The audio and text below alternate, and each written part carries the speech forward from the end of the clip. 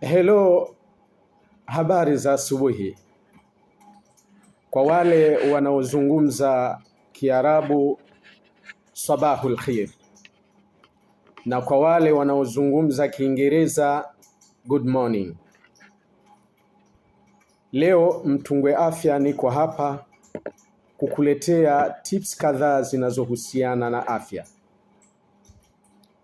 ili uweze kuchukua tahadhari inayofaa, hasa kipindi hiki cha mvua za masika zinazoendelea kunyesha sehemu mbalimbali za Tanzania na nje ya mipaka ya Tanzania. Kama ilivyokuwa slogan ya Uislamu, bali hata mila zingine isemayo alwiqayatu khairu min alilaji, au prevention is better than cure, yani kinga ni bora kuliko tiba. Mara zote Uislamu unamwelekeza mtu achukue tahadhari kabla ya hatari. Kama vile katika Qur'ani Mwenyezi Mungu anasema wala tulqu biaidikum ila tahluka, msijiingize katika maangamizi kwa mikono yenu. Pia akasema Mwenyezi Mungu wala taqtulu anfusakum inna Allaha bikum rahima, msijiue nafsi zenu, hakika Mwenyezi Mungu ni mwenye kukuoneeni huruma. Pia katika kutoa ufafanuzi wa namna ambavyo kila mmoja anatakiwa kuchukua tahadhari kabla ya hatari, Mtume sallallahu alayhi wasallam asema wafirra minal majidhumi kama tafirru minal asad, na mkimbie mkoma kama unavyomkimbia simba. Na hapa ndipo unapoonekana muktadha wa karantini pale yanapotokea magonjwa ya mlipuko kama kipindupindu, uviko, kama tulivyoshuhudia miaka michache nyuma wakati wa mlipuko wa ugonjwa wa uviko 19. Kulikuwa na lockdown. Uislamu ulikwisha kuweka nidhamu hiyo tangu karne ya 14. Kasema pale utakapotokezea mlipuko wa ugonjwa wa tauni,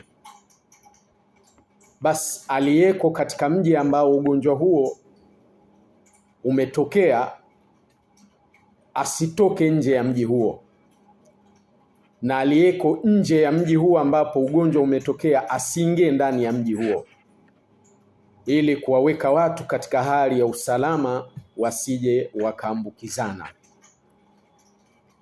Lakini pia hapa tunaona utaratibu wa watu kuwa katika kile kinachoitwa social distance. Ilikuwa hivyo wakati wa mlipuko wa ugonjwa wa uviko 19. Tulikatazwa kukusanyika kwa pamoja watu wengi bila sababu za msingi, na ikilazimika kama katika swala, basi watu waswali hali ya kuwa wameachiana nafasi japo ya sentimita kadhaa. Hizi zote ni taratibu ambazo zimewekwa ili kuwatahadharisha watu na madhara yanayowezekana kuepukika. Sasa kufuatia mvua ambazo zinanyesha sehemu mbalimbali ya nchi yetu, bali nje ya mipaka ya nchi yetu, hadi sasa mwezi huu wa Aprili 2026, hali ya magonjwa ya mlipuko nchini imekuwa ikifuatiliwa kwa karibu sana na mamlaka za afya kutokana na athari za mvua hizo. Mvua hizi mara nyingi husababisha mazingira yanayochochea kuenea kwa magonjwa kama kipindupindu, dengue, ugonjwa wa matumbo na kutapika. Hapa kuna muhtasari wa hali ilivyo na hatua za kuchukua. Kipindupindu, yani kolera. Mvua kubwa imesababisha baadhi ya miundombinu ya maji taka kuzidiwa na kuingiliana na vyanzo vya maji safi. Hali ya sasa kuna ongezeko la visa katika maeneo ya msongamano yenye msongamano mkubwa na yale yanayokabiliwa na mafuriko. Mamlaka za afya zimeimarisha ufuatiliaji katika mikoa ya pembezoni mwa bahari na maziwa. Tahadhari muhimu ni kwamba yatakikana kuchemsha maji ya kunywa na kuhakikisha usafi wa mazingira, hasa maeneo ya vyoo na mitaro ya maji. Kuhusiana na homa ya dengue, mvua zinazoacha madimbwi ya maji yaliyotuama hutoa mazalia bora ya mbu aina ya Aedes ambao hueneza ugonjwa wa dengue. Hali ya sasa takwimu zinaonyesha kuongezeka kwa mazalia ya mbu, jambo ambalo huongeza hatari ya maambukizi ya dengue na hata malaria. Tahadhari: inashauriwa kufukia madimbwi karibu na makazi, kufyeka nyasi ndefu na kutumia vyandarua au dawa za kufukuza mbu. Magonjwa mengine ya mlipuko ni kama tumbo, yani typhoid na dysentery. Haya pia yamekuwa yakiripotiwa kutokana na uchafuzi wa vyanzo vya chakula na maji. Magonjwa ya njia ya hewa, yani baridi na unyevunyevu, huongezeka kasi ya maambukizi ya mafua na matatizo ya kifua.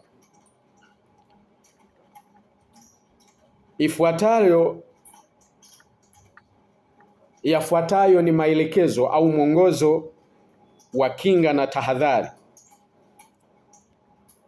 Hatua za kuchukua kuhusiana na kipindupindu. Maji na chakula vinaweza kuchafuliwa, ndipo hutokea kipindupindu.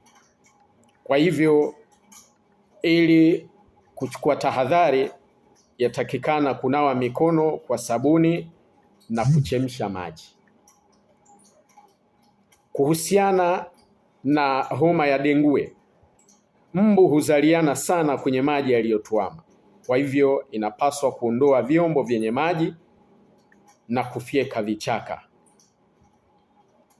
Ama kuhusiana na malaria, mbu aina ya Anopheles, ili kujihadhari na maambukizi ya malaria, inatakikana kulala ndani ya chandarua chenye dawa. Ama mafua na kikohozi, baridi na unyevunyevu ndio sababu. Kwa hivyo, ili kujihadhari, inafaa kuvaa nguo nzito na kuepuka msongamano. Zingatia, ikiwa utahisi dalili kama homa kali, maumivu ya viungo kwa dengue au kuharisha kwa mfululizo kwa kipindupindu, fika kituo cha afya kilicho karibu nawe haraka iwezekanavyo ili kuweza kupata usaidizi. Assalamu alaikum. Mtungwe Afya inakwambia afya yako mtaji wako. Asanteni sana.